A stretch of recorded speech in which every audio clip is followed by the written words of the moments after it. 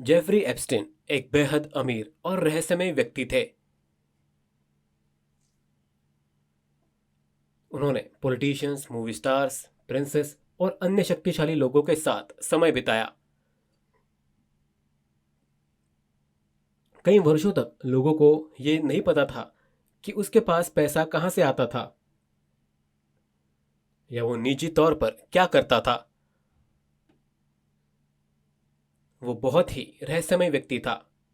Epstein के पास little Saint James नाम का एक निजी द्वीप था। ये अमेरिका के वर्जिन द्वीप समूह के निकट स्थित है।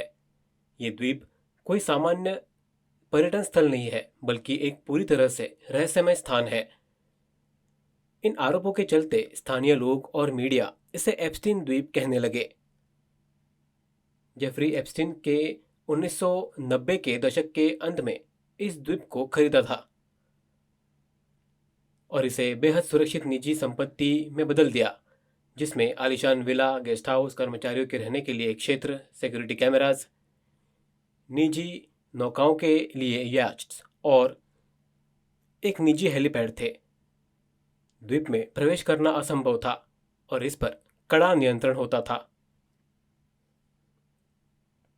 द्वीप तक बोट्स और प्लेन्स तभी पहुंच सकते थे जब उनकी व्यवस्था एप्स्टीन या उनके कर्मचारियों द्वारा की गई हो। अदालती रिकॉर्ड और पीड़ितों के बयानों से पता चलता है कि यह द्वीप उन स्थानों में से एक था जहां एप्स्टीन ने कथित तौर पर लड़कियों को यौन उत्पीड़न किया था।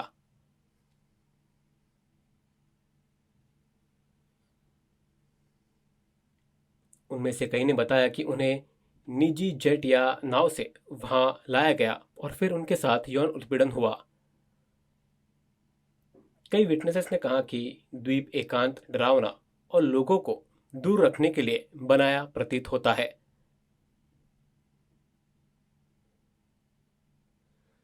एप्स्टीन बहुत शक्तिशाली था। 2019 में एप्स्टीन की गिरफ्तारी के बाद कानून प्रवर्तन एजेंसियों ने द्वीप की तलाशी ली। मैं आपको थोड़ा पीछे ले चलता हूँ। 2000 के दशक की शुरुआत में लगभग 12 से 14 वर्ष की कई किशोरियों, जिनमें ज़्यादातर नाबालिग थी, ने एप्स्टीन पर दुर्व्यवहार का आरोप लगाया था। इसके चलते जांच शुरू हुई, लेकिन एप्स्टीन के प्रभावशाली संपर्कों के कारण ये जांच 2008 में एक विवादास्पद समझौते पर समाप्त हुई। एप्स्टीन ने कम गंभीर आरोप में दोषी होने की बात स्वीकार की और अपहरण और दुर्व्यवहार के गंभीर आरोपों के बावजूद लगभग 13 महीने जेल में बिताए। हालांकि उन्हें काम पर जाने के लिए विशेष अनुमति मिली हुई थी। लोग इस फैसले से नाराज थे। उन्होंने सवाल उठाया कि एक मजबूत अमेरिकी कानूनी व्यवस्था ऐसे व्यक्ति के लिए इतनी हल्की सजा की अनुमति कैसे दे सकती है।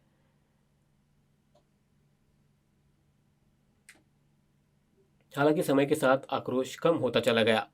पत्रकारों द्वारा पुरानी फाइलों को दोबारा खोले जाने और पीड़ितों के बयान सामने आने के बाद ये मामला 2018-19 में फिर से सुर्खियों में आया।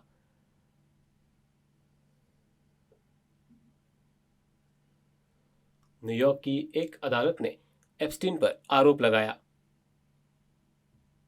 नाबालिगों की यौन तस्करी के साथ।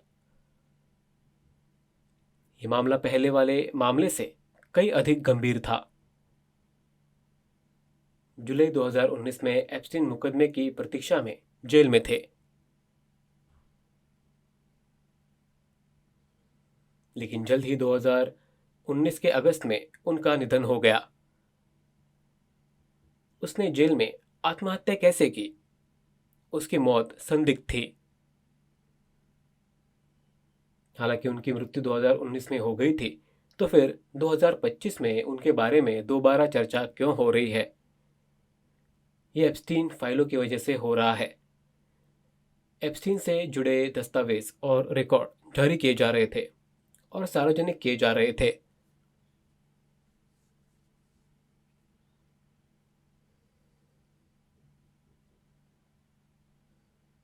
एप्स्टीन से जुड़ी ये फाइलें इसलिए जारी की जा रही है क्योंकि लॉ मेकर्स ने अमेरिकी न्याय विभाग को इन्हें सार्वजनिक करने के लिए मजबूर किया। इस रिलीज के लिए 19 दिसंबर 2025 की समय सीमा निर्धारित की गई थी। इस कदम को व्यापक रूप से एप्स्टीन फाइल्स ट्रांसपेरेंसी एक्ट के नाम से जाना गया। इन दस्तावेजों को पूरी पारदर्शिता के साथ और शीघ्रता से सार्वजनिक किया जाना था। जारी किए जा रहे दस्तावेजों में पीड़ितों के नाम, इसमें शामिल राजनीतिक नेताओं और कई अन्य लोगों के नाम शामिल हैं। अदालत को एप्स्टीन के मामले से संबंधित प्रत्येक दस्तावेज को जारी करने के लिए मजबूर होना पड़ा। एप्स्टीन से जुड़े मामलों की सुनवाई कर रहे न्यायाधीशों ने कहा कि दस्तावेजों को अब गुप्त नहीं रखा जाना चाहिए, बल्कि उन्हें सार्वजनिक किया जाना चाहिए। कानून निर्माताओं ने अदालतों पर दबाव डाला क्योंकि दुनिया को ऐसे जघन्य अपराध के पीछे की सच्चाई पता होनी चाहिए।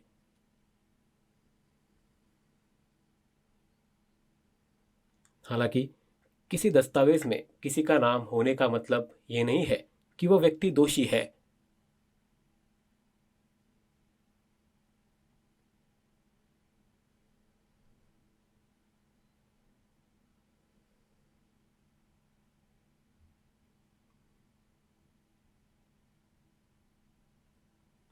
अदालत दस्तावेजों को धीरे धीरे जारी कर रही है। एप्स्टीन से जुड़े 10 लाख से अधिक पेज हैं। अब तक 11,000 से अधिक दस्तावेज जारी किए जा चुके हैं। लोग मांग कर रहे हैं कि सभी दस्तावेज जारी किए जाए, न कि केवल 11,000। इन दस्तावेजों में संवेदनशील जानकारी भी शामिल है। कुछ पीड़ित गुमनाम रहना चाहते हैं और कुछ राजनेताओं ने अपने नाम गुप्त रखने का अनुरोध किया है। इन 11,000 दस्तावेजों में फाइलें और तस्वीरें शामिल हैं जिन्हें जारी किया गया है, लेकिन कुल मिलाकर लगभग 10 लाख दस्तावेजों का खुलासा किया जाना बाकी है। इससे जनता में भारी आक्रोश पैदा हो चुका है। कुछ राजनेता इन दावों को नकारते हैं और कुछ वकीलों के नाम भी सामने आए हैं, जिससे स्थिति जटिल होती जा रही है।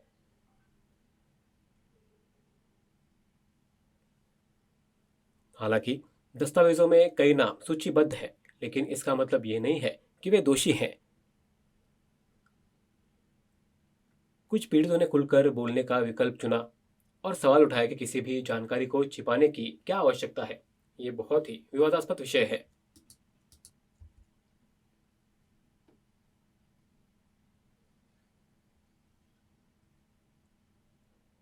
ये सब इंस्टाग्राम पर घटित हुआ और जेफरी एप्स्टीन एक बार फिर से खबरों का एक प्रमुख विषय बन गया है। एप्स्टीन पर नाबालिगों की यौन तस्करी का आरोप लगा था। बहुत ही घिनौना। यूएस जस्टिस डिपार्टमेंट ने कहा कि ऑनलाइन प्रसारित हो रहे कुछ दस्तावेज फर्जी हैं और उन पर विश्वास नहीं किया जाना चाहिए। किसी भी प्रकार की भ्रम की स्थिति से बचने के लिए केवल वास्तविक रिकॉर्ड पर ही विचार किया जाएगा। कुछ सोशल मीडिया खबरों से कई जाने माने लोगों के नाम गायब थे। ये वाकई बहुत भ्रामक है। सत्ता में बैठे लोगों ने मामलों को गहराई से छिपाकर रखा था। मोबाइल फोन के प्रचलन से पहले इस्तेमाल की जाने वाली एप्स्टीन की कॉन्टैक्ट बुक बरामद कर ली गई है।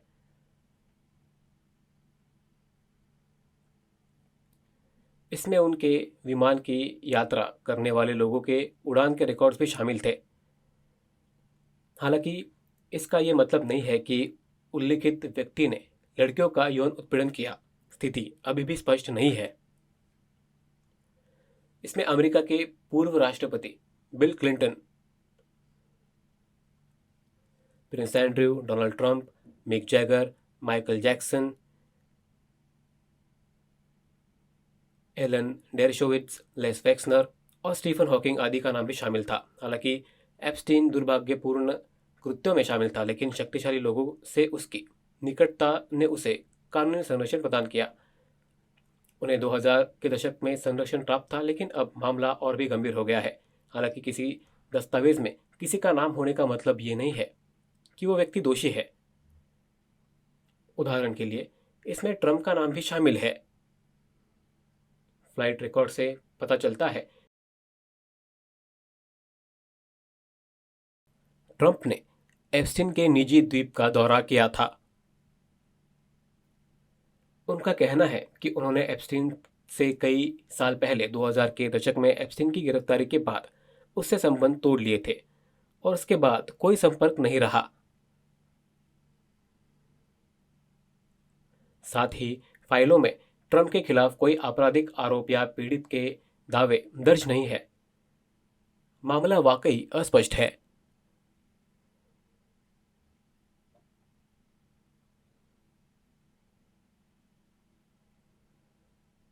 दूसरा नाम जो सामने आया है वो अमेरिका के पूर्व राष्ट्रपति बिल क्लिंटन का था। ये यात्राएं चैरिटी के काम से जुड़ी थी, जिससे पता चलता है कि उन्होंने 2000 के दशक की शुरुआत में कई बार एप्स्टीन के विमान में यात्रा की थी। ये यात्राएं चैरिटी या फाउंडेशन के कार्यों से जुड़ी थी और एप्स्टीन के निजी द्वीप पर नहीं। हालांकि सोशल मीडिया पर कुछ तस्वीरों में क्लिंटन नजर आ रहे हैं। क्लिंटन का कहना है कि उन्हें एप्स्टीन के अपराधों के बारे में जानकारी नहीं थी।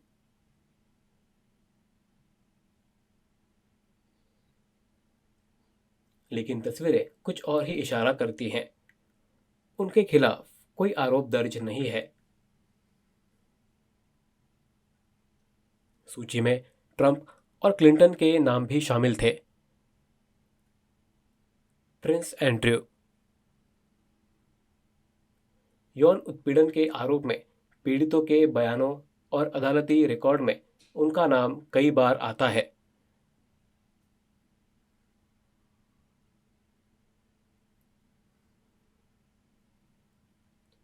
इसके बाद कोर्ट ने उसकी गिरफ्तारी का आदेश दिया। उन पर यौन शोषण का आरोप लगने के बाद उनके मुकदमे शुरू हुए, लेकिन प्रिंस एंड्रयू ने सभी आरोपों से इनकार किया। उन्होंने 2022 में बिना अपराध स्वीकार किए एक मामले का निपटारा कर लिया।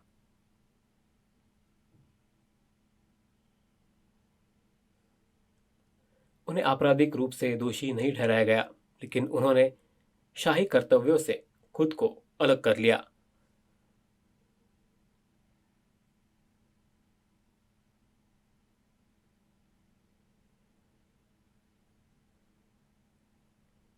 घिस्लेन मैक्सवेल एप्स्टीन की करीबी सहयोगी थी। उसके पास एक शक्तिशाली नेटवर्क था और 2021 में अदालत ने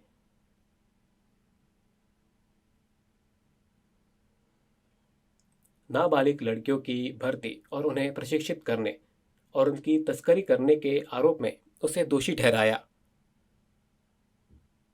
सबूतों के आधार पर उसे दोषी पाया गया और उसे 20 साल जेल की सजा सुनाई गई। उसके मुकदमे से ये पुष्टि हुई कि एप्स्टीन एक संगठित यौन शोषण गिरोह चला रहा था।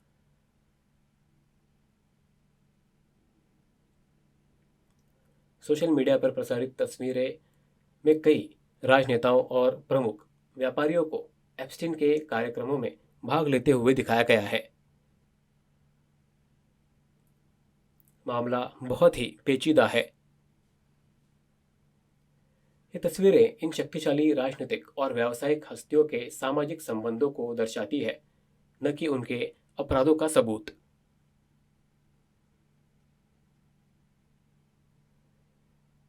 इन फाइलों ने लोगों को इतना चौंका क्यों दिया है? एप्स्टीन के पास सत्ता, धन और संरक्षण की पहुंच थी। उनकी दौलत ने उन्हें पुलिस, सरकार और अदालतों के साथ मजबूत संबंध बनाने में मदद की, जिससे उन्हें काफी शक्ति प्राप्त हुई।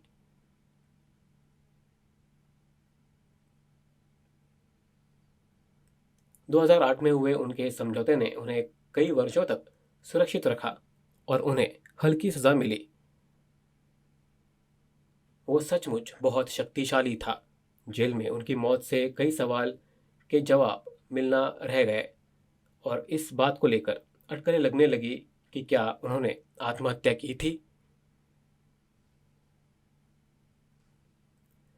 कई लोगों को संदेह है कि एप्स्टीन के अमीर भारतीयों या राजनेताओं से संबंध हो सकते थे। जी हाँ, कुछ साल पहले खबरों के मुताबिक एप्स्टीन ने प्रधानमंत्री मोदी को कई ईमेल भेजे थे। ये ईमेल पूर्व अमेरिकी सलाहकार और प्रधानमंत्री मोदी के बीच बैठक आयोजित करने से संबंधित थे।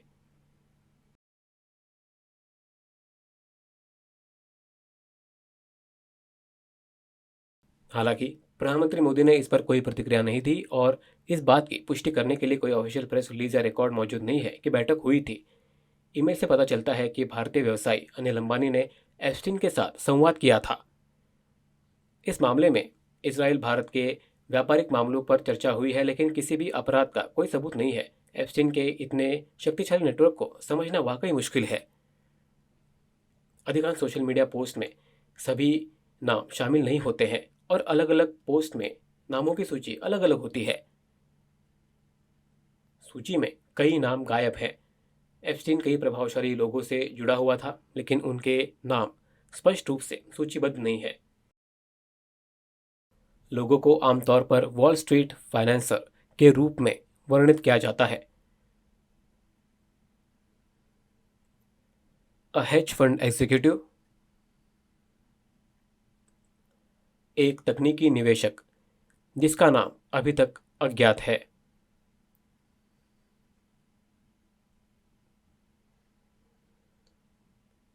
एक फेमस पॉलिटिकल डोनर,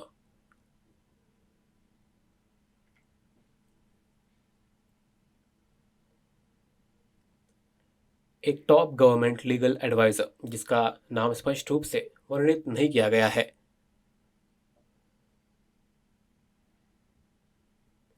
इसमें विदेश नीति के साथ एक विशेषज्ञ भी शामिल थे जिनका नाम नहीं बताया गया है। इसमें कई उच्च पदस्थ अधिकारी और एक मीडिया लिंक पावर ब्रोकर भी शामिल थे।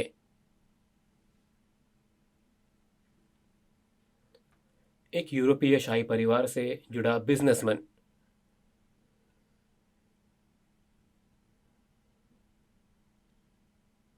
चौंकाने वाली बात यह है कि पोस्ट में दावा किया गया है कि वे लापता हैं। इसमें खुफिया एजेंसियों से जुड़े एक पूर्व सलाहकार का नाम भी शामिल था। कई सोशल मीडिया पोस्ट में दावा किया गया है कि नामों का स्पष्ट रूप से खुलासा किया जाएगा। कई नामों का उल्लेख नहीं किया गया है और उनकी पहचान उजागर नहीं की गई है। किसी व्यक्ति के लापता होने का मतलब ये नहीं है कि वह व्यक्ति मर चुका है। ये लोग न्यूज़ मीडिया में दिखना बंद हो चुके हैं। उन्होंने शोबिस का हिस्सा बनना छोड़ दिया है और उन्होंने अपनी नौकरी से इस्तीफा दे दिया और अपने घरों में अकेले रह रहे हैं। सूची में लोगों के नाम तो बताए गए थे, लेकिन उनकी पहचान उजागर नहीं की गई थी। अभी तक कोई गिरफ्तारी नहीं हुई है। हैरानी की बात यह है कि एप्स्टीन के इतने सारे बड़े संपर्क थे। एप्स्टीन ने लड़कियों की तस्करी करके और शक्तिशाली लोगों को उनका यौन उत्पीड़न करने की अनुमति देकर अपनी संपत्ति अर्जित की। तस्वीरों में वे लोग दिख रहे थे, लेकिन वे दोषी नहीं थे और कुछ नामों को हटा दिया गया था। लोग 10 लाख फाइलों को तुरंत जारी करने की मांग कर रहे हैं, लेकिन अधिकारियों ने अब तक केवल 11,000 फाइल्स ही जारी की हैं।